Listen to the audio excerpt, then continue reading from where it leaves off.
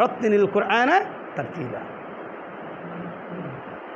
তোমরা এই কোরআনকে পড়ো তার তিলার সহিত, সুরে সুরে অর্থ বুঝে বুঝে পড়ো। আমরা অর্থ যদি বুঝতে নাও পারি কি করব? আমরা জেনে জেনে পড়ার চেষ্টা করব। না পারলে আমরা অন্তত আরবি উচ্চারণ করে পড়ব, আর অর্থ বুঝে পড়লে আমরা সমাজে সেটা অ্যাপ্লাই করব। কী বলছেন আল্লাহ তাআলা এখানে? আল্লাহ তাআলা এখানে কী বললেন?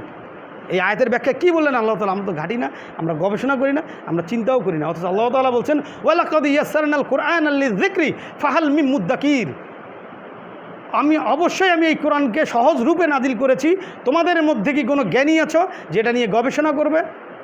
এখন আমি কোরআন জানি না, আমি কি করব? আমার কাজ কি? আমি কোরআন জানি না, আমি এখন কি কোরআন নিয়ে বসে থাকবো? আমি শুধু এই আরবি হরফগুলো দেখবো আর এখান থেকে কোরআন বন্ধ করে চলে যাব? না, আমি তো পারি না, পড়তে পারি না। আমার করণীয় কি? আমি তো কোরআন পড়তে পারছি না, আমার করণীয়টা কি? আমাকে কোরআন শিখতে হবে। আমার বয়স 80 বছর 100 বছর, সোয়া কী হয়েছে তাদের? আমি পারি না, লজ্জার কি আছে আমার? আমি কেন লজ্জা পাবো? কাল কিয়ামতের দিন যখন কোরআন আমার বিপক্ষে সাক্ষী দিবে অথবা পক্ষে সাক্ষী দিবে, পক্ষে সাক্ষী দিলে আমি কামিয়াব, যদি আমার বিপক্ষে সাক্ষী দেয় এই লজ্জা আমি কি, এই লজ্জা দিয়ে আমি কি ধুয়ে পানি খাবো? সেখানে পানিও তো পাবো না।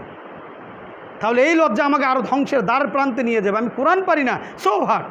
আমি আমার ইমাম সাহেবের কাছে আসবো, ভাই হুজুর আমাকে একটু কোরআনটা পড়া শিখান, আমাকে আলিফ বা তাসা থেকেই পড়া শিখান, আমি পড়তে চাই, আমি শিখতে চাই। তার মানে আপনার আগ্রহ আছে। ওই অবস্থায় যদি আপনি মারা যান, কাল কিয়ামতের দিন আপনি বেঁচে যাবেন। আপনি নিয়ত করলেন না, আপনি চেষ্টাও করলেন না, আপনি চিন্তা করলেন যে না কোরআন জানি না, আমি যদি এই মুহূর্তে বলি আমার বয়স 80 বছর, আমার বয়স 40 বছর, আমার বয়স 50 বছর, আমার বয়স 60 বছর, এই সময় যদি আমি বলি যে না আমি কোরআন জানি না, তাহলে আমার জন্য তো লজ্জা।